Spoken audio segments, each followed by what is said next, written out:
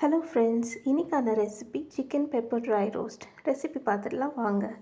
ஒரு பேன் எடுத்து 1.5 ஸ்பூன் அளவுக்கு தனியா அண்ட் 1 ஸ்பூன் அளவுக்கு பெப்பர் போட்டு கூடவே ஒரு பட்டை, 2 கிராம்பு, ஒரு ஏலக்காய் சேர்த்து நல்லா வதக்கி விட்டுக்கோங்க. ட்ரை ரோஸ்ட் பண்ணிக்கலாம்.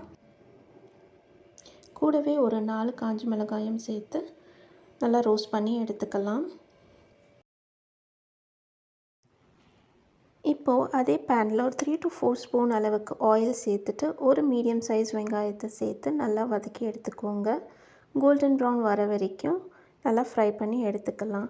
இதோடு நான் ஒரு spoon ginger garlic paste add பண்ணி நல்லா வதக்கிக்கிறேன்.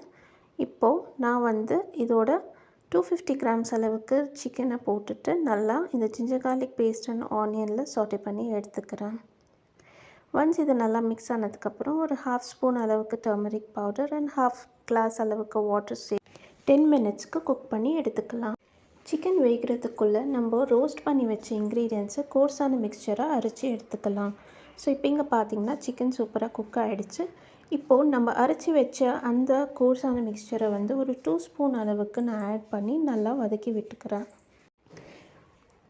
கூடவே ஒரு 1/2 ஸ்பூன் அளவுக்கு சால்ட் சேர்த்து நல்லா மிக்ஸ் பண்ணி விட்டுட்டு அது கூடவே கொஞ்சமாக கருவேப்பிலை அண்ட் 2 சில்லிஸை நான் ஸ்லிட் பண்ணி போட்டு ஹை ஃப்ளேமில் ஒரு 3 to 4 மினிட்ஸ் ரோஸ்ட் பண்ணி எடுத்தால் உங்கள் சுவையான chicken pepper dry roast ready ஆகிடும்.